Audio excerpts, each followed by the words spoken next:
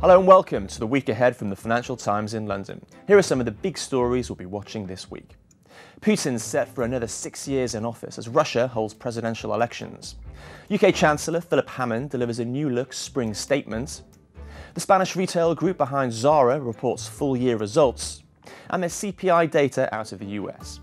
First to Russia, where Vladimir Putin is set to win another 6-year term in presidential elections on Sunday. There are some signs of discontent, with the pro-Kremlin Russian Public Opinion Research Center registering a dip in support for Putin in both Moscow and St. Petersburg to 57% last month.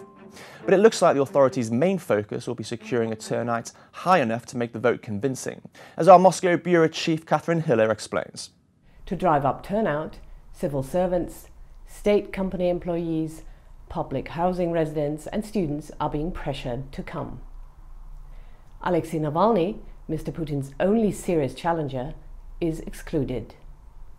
8 candidates have been registered to make things more interesting and legitimate. But as pollsters working with the Kremlin say, more than 80% of those planning to go intend to vote for Mr. Putin. The result is a foregone conclusion.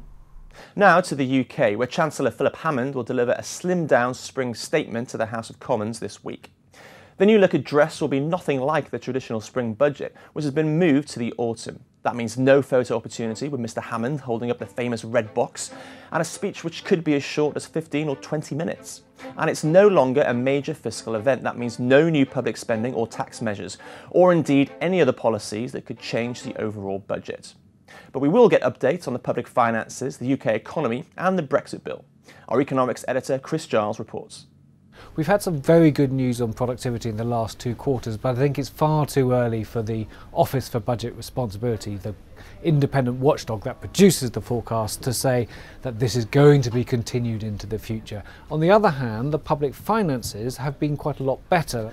And the third thing is we're going to get some more detail on the bill for leaving the EU, not just how big it is, we sort of know that at about just a little bit around £40 billion, but also is Britain likely to have to pay this? And I think that will be the news out of this, that we'll be paying not a huge amount every year, but paying money 30 years or so into the future for things like pensions of former officials who worked at the European Commission. Now, is the relentlessly strong performance of Spanish retail company Inditex about to come to an end? The owner of Zara has hardly put a foot wrong since it floated on the Madrid stock market in 2001. But analysts are worried about the effects of the strong euro against the dollar and the recent warm autumn. Inditex's shares fell 7% in a single day last month, and shares are down 21% over the past year. So, what will investors be looking for when the group reports full-year results this week? Here's our Madrid correspondent, Michael Stottard.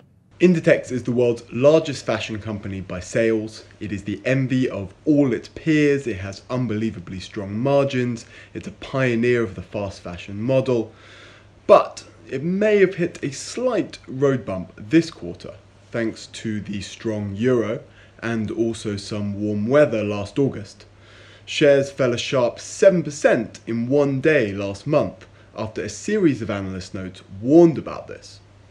Now, this may be a case of the company steering down analyst estimates so they can beat expectations on the day. But investors will be hoping this is not something more structural to worry about, like long-term weakening margins.